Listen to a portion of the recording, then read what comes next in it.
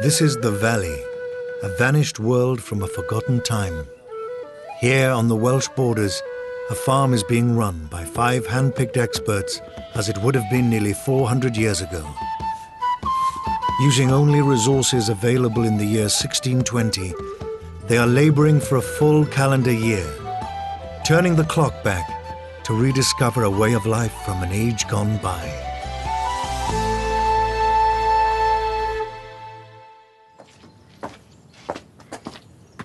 It's February now, it's our 6th month on the farm and we're halfway through the agricultural year.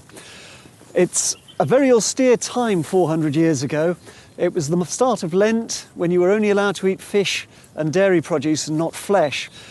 We've got a lot of work to get through this month as usual. We've got to get the sheep overhauled so they're in good condition before lambing next month. But there is one job that's a lot more urgent than all the rest.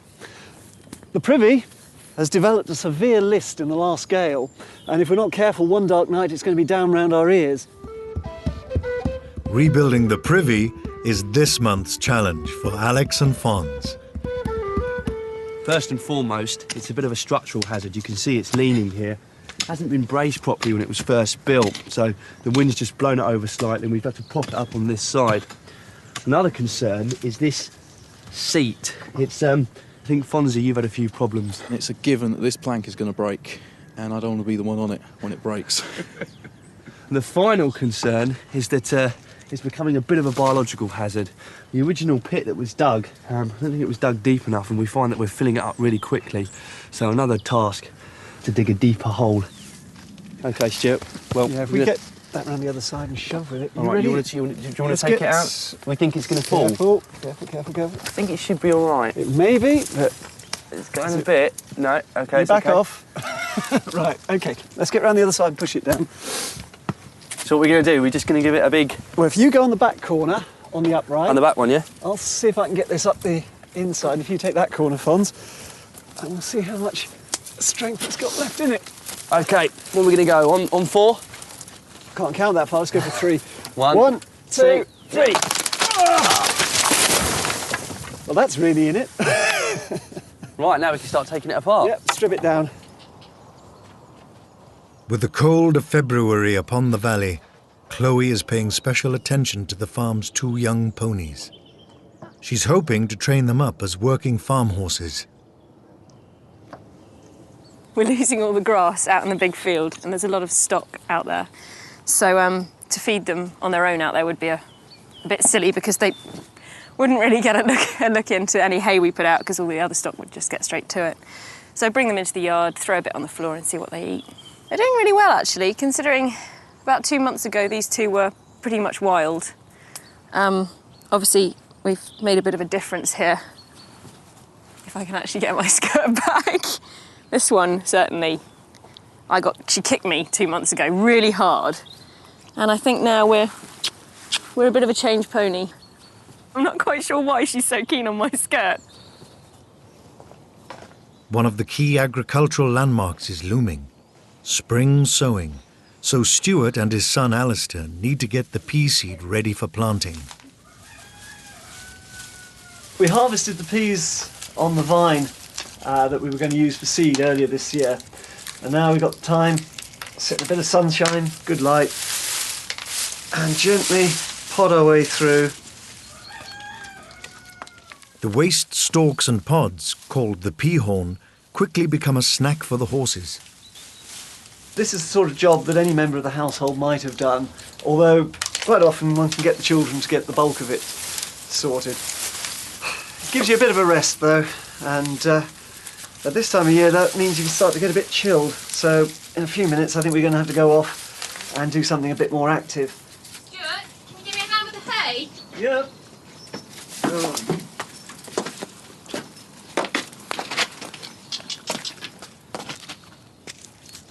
I'll just lose this stuff into the yard, I think. How much do you need? Armful. About the same as what's on the floor would be good. Up above the stables, the levels of hay in the loft are slowly being depleted by winter feeding.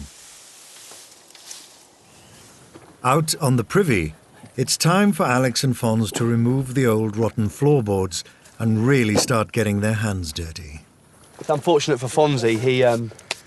He lost at hazard the other night, which is a dice game we play. As a consequence, he's got the onerous task of digging out the cesspit. It was fixed.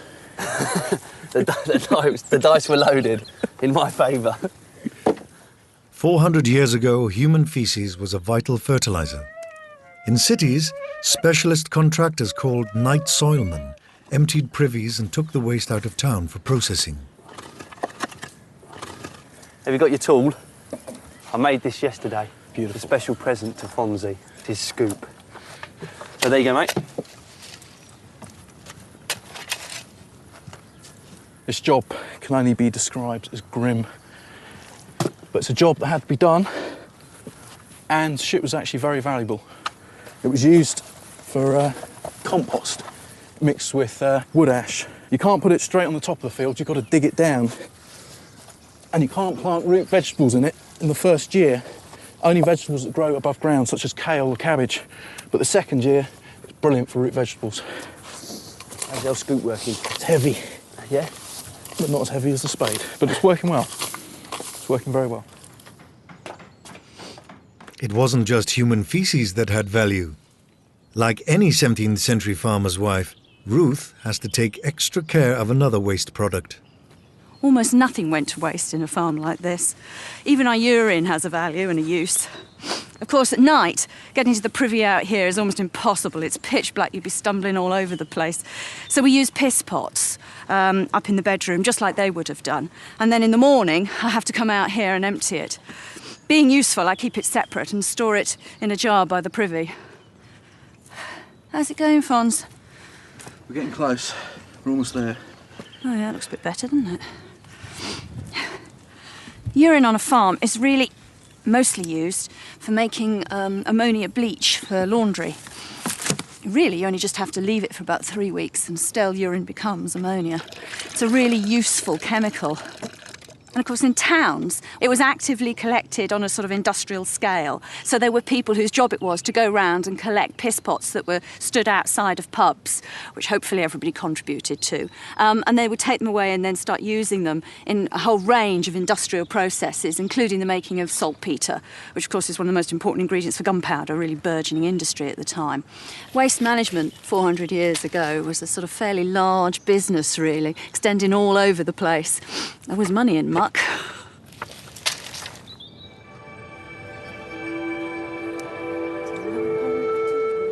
Temperatures have been dropping in the valley, and for the very first time in the team's year on the farm, snow is falling.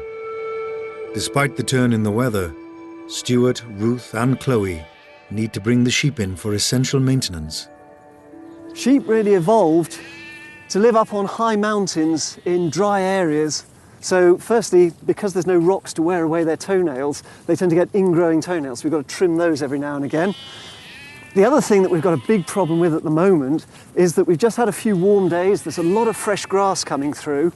And as a result of that, they've developed severe diarrhea and they've got really claggy backsides. So what we've got to do is cut all this dangling crud off the back end of them and then look for sores and treat that appropriately if there's a problem there. Getting a bit better at this sheep herding. Of course, in the period, although they had sheepdogs, period sheepdogs were only used for driving the sheep. And they hadn't yet developed a system of sort of training the dogs to do that going round thing. So many shepherds carried a sort of a scoop on the end of the stick so they could like pick up a little bit of something and then fling it over the far side of the herd, and that would turn them.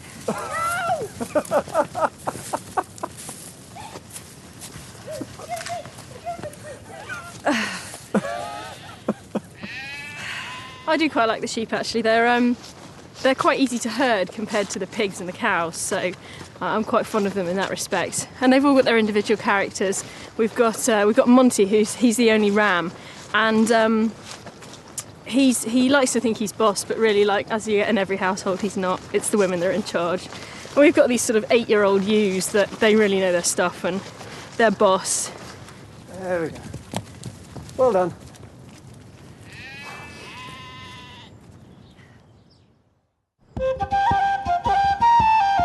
A new day and the snow has settled. turning the valley into a winter wonderland.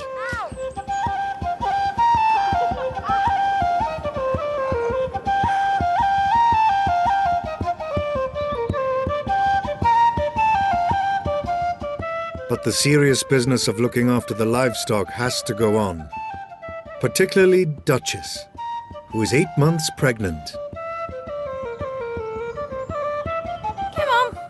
With the sheep in from the fields, Stuart, Ruth and Chloe can give them a proper going over.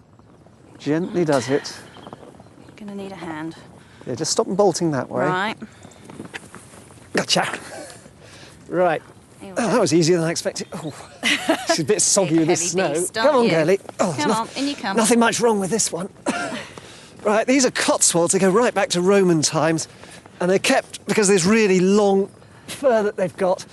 But they're not particularly good mountain sheep, so you've got to give them a lot of attention. Right, girl. Mind you, the pictures you see of these sheep. Come here. All right. On your back. That's Oh, here we go. it. Right. Let's get you cleaned up. There's a Cotswold. It's got this very distinctive forelock and a very long staple, very long thread to the wool. And you can find statues up on the Cotswolds from Roman times which show exactly that shape of fur on the head. They do, but they So- usually look a bit smaller when you see pictures, isn't it? When you see They've been period bred pictures. over the years, yes. In the period, the sheep, the same breed, but nonetheless was actually physically smaller, which would have made this sort of handling a lot easier than these great, huge lumps. They're now known as Cotswold lions because of the size and look of them. Yeah, I know, dear, I know. You'll get about a £10 fleece off a Cotswold. A modern sort of Welsh mountain sheep, you might be looking at about £3. So a lot of wool for your money on these. The shears are actually, as long as they're start sharp, they're really easy to do. The ones Ruth's using are actually they're razor sharp actually. I only cut myself sharp on them earlier. Just a bit there, that's your tail, isn't it? I'm going to check her feet as well while I'm here, just to make sure she hasn't got any cuts or problems there. That one's all right. Chloe, have you got that Stockholm tar? It's the thing most frequently recommended in period sources. So this will act just as like an antiseptic and sort of seal up any cuts. There we go. Come on then, you. We can do anything nasty. Oh gosh, she's wobbly already. There we are, just give her a minute. With these large breeds, if you have them on their backs for too long, all the internal organs have flopped over the wrong way and they crush down and it starts to cause them severe problems inside. So the last thing that I need to do with her, now that we've done her feet and dagged her tail, I'm going to do standing up. Right. I've only got little legs. Come here, you rat bag. How much is this worth, Stuart? Now, what I'm going to do is have a look at your gums, because one of the diagnostics that you get in the period books is if the gums are white, we've got a problem, but those are beautifully pink. They See are. that? How are those teeth doing? They're in fairly good shape for you of your age. Right. Okay. There you go. Good girl. Okay, who's next? The cesspit has been dug out and enlarged. Now Fons and Alex can get on with the privy's superstructure. The problem, obviously, with the snow, is that it's rained on my timbers. And what I'd done is I'd prefabbed the structure for the privy. And in fact, I think this one should be on that side. It should. To help keep the wall plates in position, they'll also need to be mortared in. Now, this is a piece of ash, so it's actually really quite light, this one. This way around? Yeah. What I've done is just cut really simple mortars and tenon joints. So you've got like a sort of peg which just keys into a hole. And because they're quite broad and it's quite deep, that's managing actually just to stand up on its own for now. But there, of course, there's mortise and tenon joints up there as well.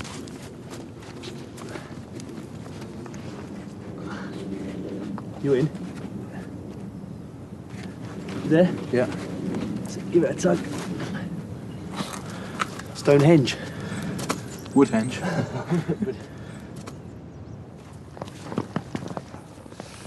Gotcha. There we go.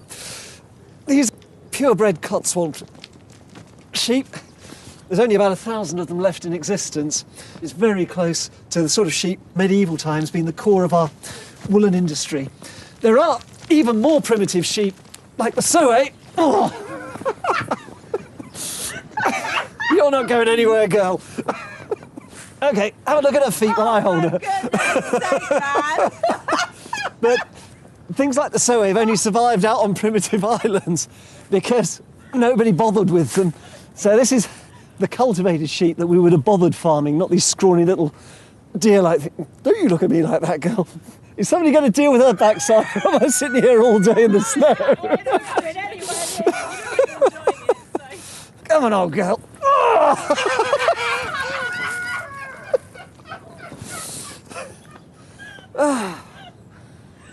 Oh, it's no problem. It's just a great fluffy ball. We've known each other a long time, haven't we, girl? All the ones we've cleared up so far, there's plenty of flesh on there. They're getting plenty to eat at the moment. It's all the hay we've been feeding them out of the lofts. So they're in fairly good shape for ship shape. Whew. Now this. The temperature in the valley has dropped to about -4. Working without modern waterproofs, the team have to keep busy outside just to keep warm. Here we go.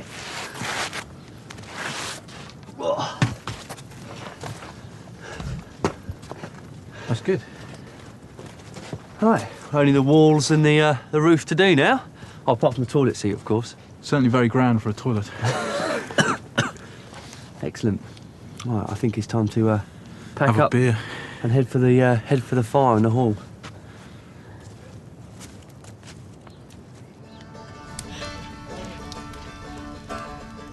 To help thaw out our team, period music specialist Trevor James has come along with an assortment of 17th century instruments for them to try out, like this sitar. Because you're supposed to use a feather, really. A feather? Yes. I've used a plectrum before. One of the plectrums would be a little feather. That's clearly a feather, Trevor. A feather plectrum. Let's give it a try.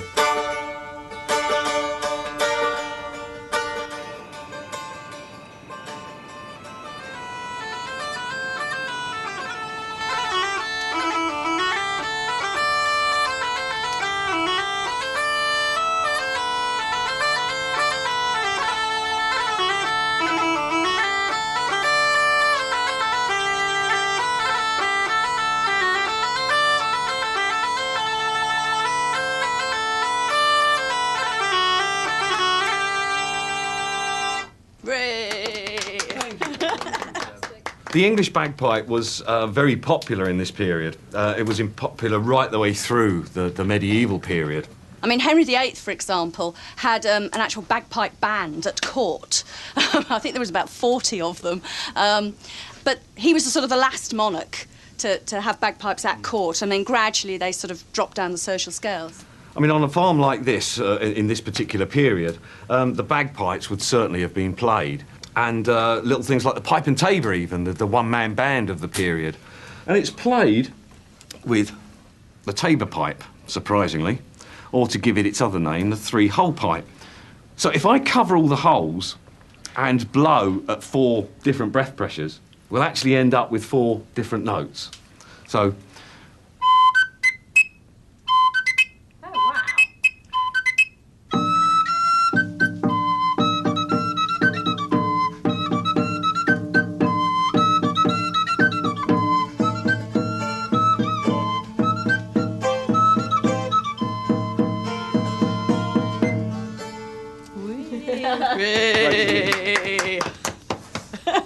The thing about the music of the period is people tend to think of it as a very courtly sort of music, very dainty, very steppy, if you like. But in fact, in an environment like this, it would be quite raucous and very lively and lots of drinking and having a damn good time. And talking of rustic, I've got one more little gem for you, Chloe. Me? Yes. No, that's a walking stick. That's not an instrument. Yes. It's a snorkel. All right. No, I can play that. I think you can, yes. This is a crumhorn. The curvature doesn't have any effect upon the sound that the instrument produces at all. But it's really like the saxophone. It projects the sound forward, but it has a beautifully raucous sound. Sounds like a kazoo.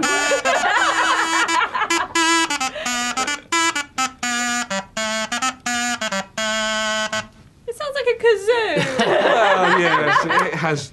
Try that one. Okay. That's it. Pardon me. Oh, the cows will It's love all you this in the morning. I'm squeaking. Yes, you are. And you're doing it very well. Oh, go on, Yeah. go for it, Fons. Somebody else just... Oh, I feel such a fool. Well, it's all right, Fonzie. If you can't do that, I've got these for you. Marvellous. Can't quite need those. Quick, kick him. Quick, He squeaks, he There's squeaks. a snake coming up the jug.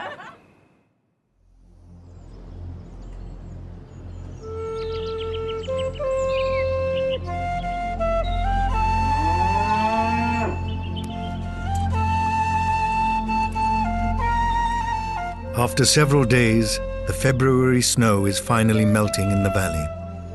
Time for Fons and Alex to install the toilet seat. Rather than period authenticity, here they've made something with comfort in mind.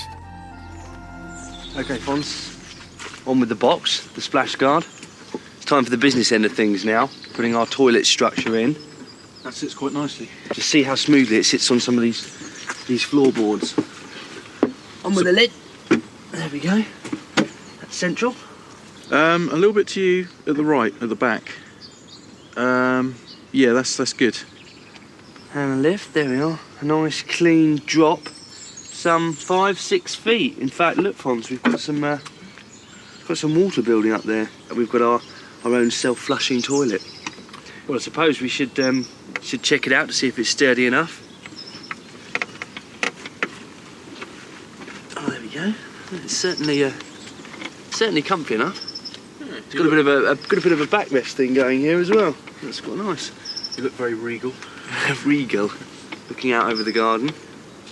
I'm still not convinced about the size of this hole though, Fons. It tends to pinch somewhat. You ought to give it a go, mate. In all, it's taken 10 days to rebuild the valley's privy. Now they just need to finish the roof.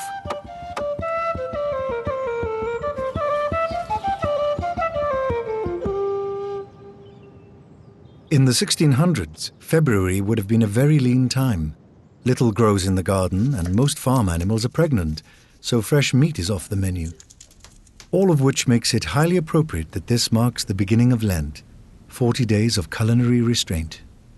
The Church's very own Lenten period of abstinence is exactly that point in the year when an ordinary farming family hasn't got any choice anyway. But fish, in all its preserved ways, are available right through the year.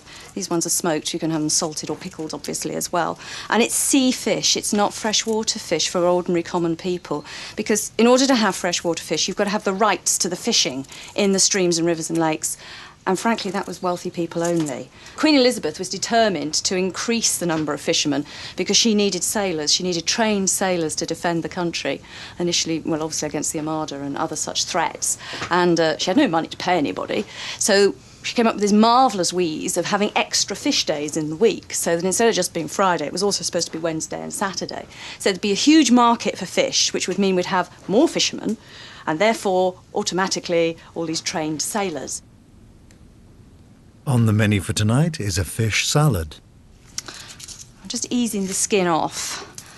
Do we not eat the skin off that? Ooh, look how tough it is. Look. Well, you can eat it, Do they but use that for anything? there's some talk, or at least they say they found some archaeologically, of condoms made out of fish skin.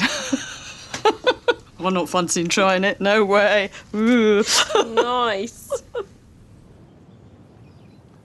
The privy is now ready for its finishing touches, tidying up the thatch and smearing the last of the daub onto the 17th century style wattle walls.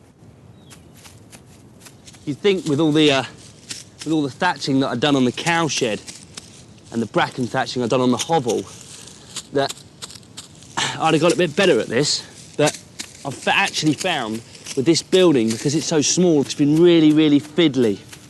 I'm just going along with the mallet here. It's just a stubble thatch again, so it doesn't have to look pretty. It's just got to be functional, really. Indoors, the winter warmer dish is apple pudding, 400 years ago, boil-in-the-bag puds using a pudding cloth were a new culinary creation. Things like spotted dick and Christmas pudding are all modern derivations of this technique that was first sort of made popular and discovered, really, at the very, very beginning of the 17th century. There's a marvellous account by a French traveller visiting Britain. One of the things he said was, to come in pudding time was to come in the best of times. Just pop all that in there. Are you? I'm going to dress this salad with samphire, which is a salt marsh plant. And inland, of course, you'd have to have it pickled in order to keep it. It goes rather nice with the sort of smokedness of the fish. And I'm going to put the salad right in the centre in a sort of big mountain or hill. Just pop these last few little bits on just to make it look nice. And there we go. One red herring salad. I'm going to... Are you getting on all right with those puddings? I'm nearly finished. Fantastic. Just tying them up. Tying them up. You're going to just... The puddings need about 2 hours of cooking in a cauldron of boiling water. That's pretty much finished. It's as good as I'll get it. When I first started on the farm, about 6 months ago, I didn't think I'd be digging out old privies and doing so much construction work. But it's been fun, and I think we've done really well. It's taken a lot of time, this has, but it's been a really rewarding job. It's a showpiece of all our skills, and yeah, it's been really enjoyable. Dead chuffed with this project. Dead chuffed.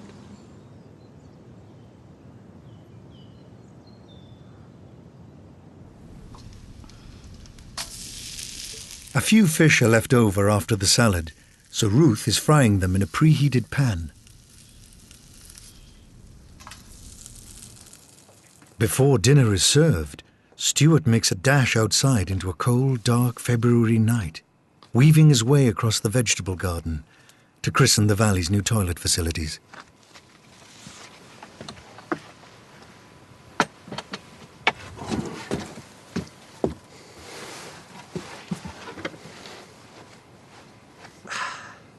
Well, at least I haven't got any splinters yet. The seat seems to have been smoothed down well, but I hope he's done a good job on the floorboards.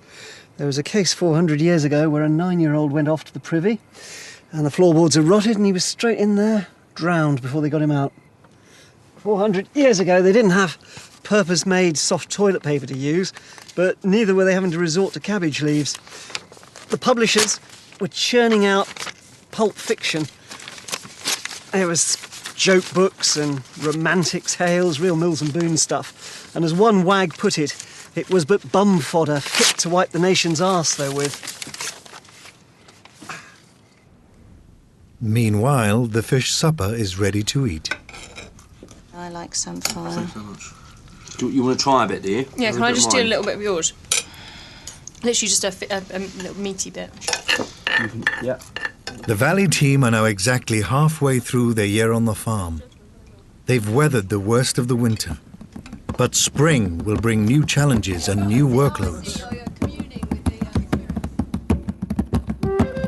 Next time in the Valley, it's March.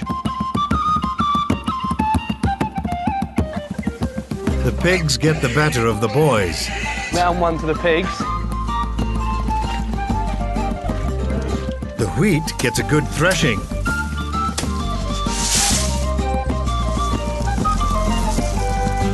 And it's time for some period fun and games. The boys!